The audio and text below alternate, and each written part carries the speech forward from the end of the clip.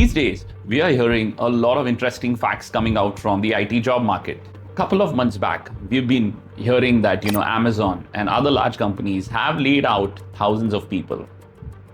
And then what happened to them? They were replaced by AI.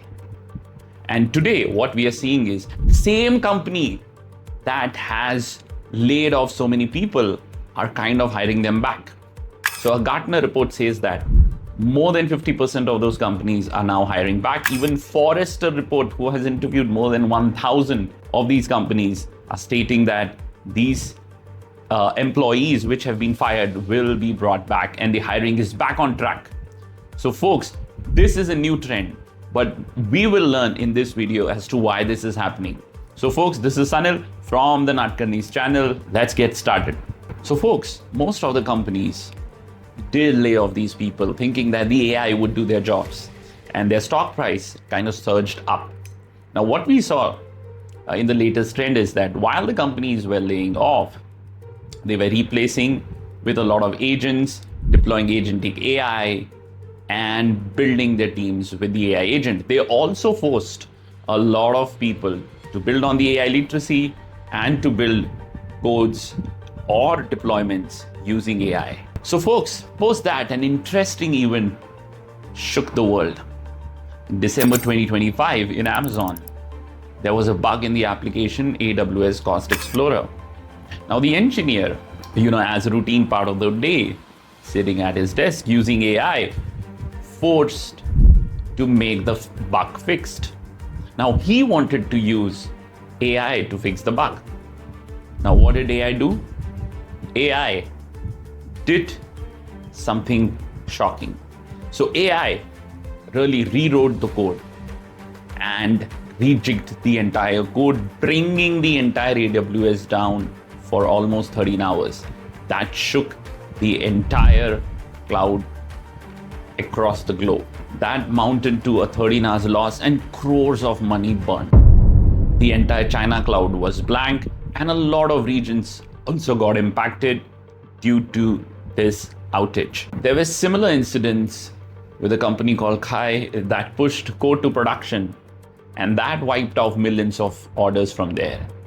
And there were several such reports coming in the news, if you would have read the report, that these codes which have been written by AI IDE is causing outages. And the reason why it is causing outages is because there's no real human in the loop, and there is no real contextual understanding that the AI has while getting the code to the production. So folks, there's a lot of benchmarking exercise that has been done, especially by the one called Scaled.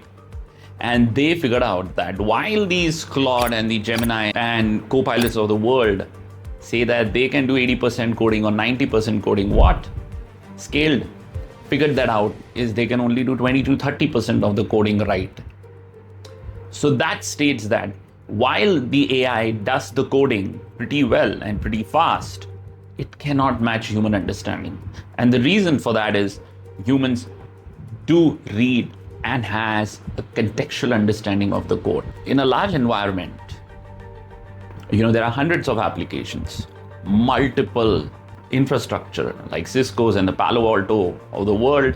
There are also people, there are processes, and a lot of processes have a lot of tribal, and therefore the processes are quite fragmented and broken, right? The human connects to another human to understand the context of that code before he writes that code and then pushes the code to the production, while the AI, with its limited understanding, would not have a detailed understanding of the infrastructure environment and pushes the code.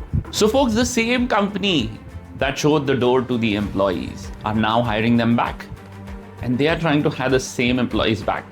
Why? Because they have the contextual understanding and they have the knowledge of their customers, the environment of the company. Now the companies are suffering because the same folks are asking for more salaries. They're also feeling a little betrayal and have anxiety doing that as well. So folks, while we hear this news, we are seeing that there are companies who are continuously firing employees. Now AI would not be the real cause of that. The real cause is they have overemployed engineers, right? During the COVID, a lot of companies did hire a lot of slack, a lot of engineers across the board, and they're trying to get those employees off. Number one. Number two, you have a war-like situation right now, right? Where the demand is quite tepid, the requirements from the customers is shrinking, and the companies are not really excited to develop anything new. And therefore, the prediction is going out of the window, and therefore there is causes of job losses. So that cannot be attributed only to AI. So a lot of cloud companies are shrinking their employee base, not only because of AI, but also because they are deploying huge data centers that requires a lot of compute, GPU, and an infrastructure. Now the money needs to come from somewhere, right? And in any P&L or any balance sheet, one of the top costs for any organization is the employee salary. And therefore, they are chopping off those employees to kind of funnelize the fund to develop these data centers. So folks, there might be a question that you folks might be having in your head, that what's happening to the job market? So for entry level, it's important that the entry level engineer needs to know about how to work with AI.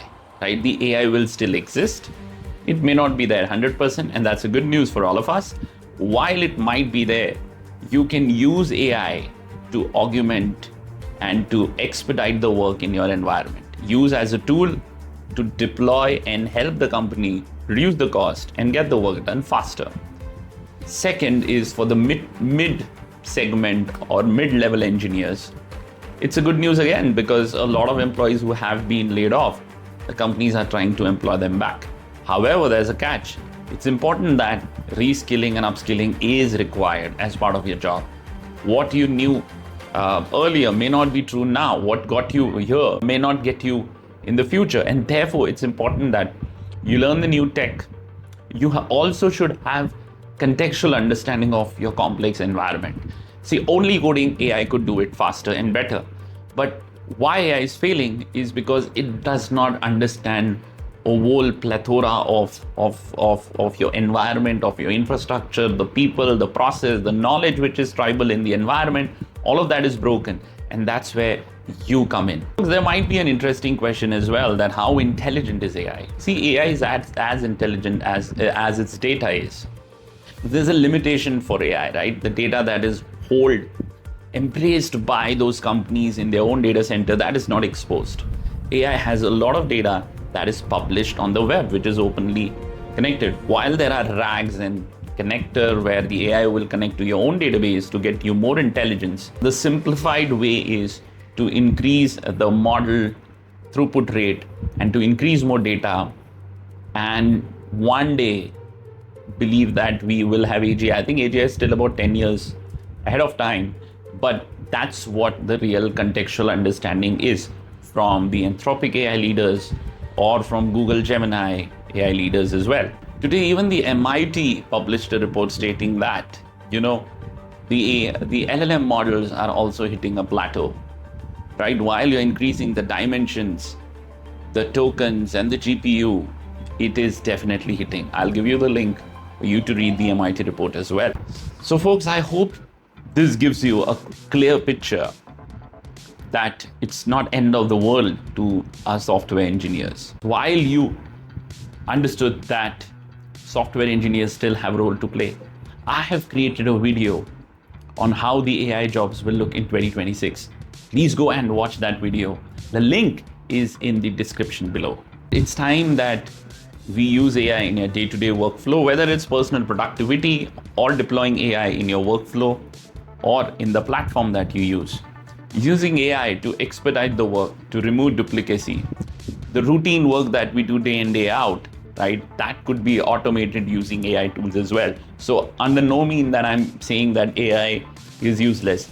AI is definitely a civilizational change, right? Just like electricity or the railway engine and the internet that really changed the world, how we do business and also how we see life. So AI is that change, but there is a lot of hype around it. The AI will definitely learn, right? The learning curve is clearly increasing as the day progresses. But for now, folks, our environment and circumstances are in the favor, right? See, the odds are in favor. Therefore, it's important that we learn AI and embrace these lessons in our life and in our environment to give better output to our company and add more value to our organizations where we work with. So folks, I hope you liked this video today. Please share it with your friends, like, subscribe, and till then, keep watching, and I sign off. Thank you.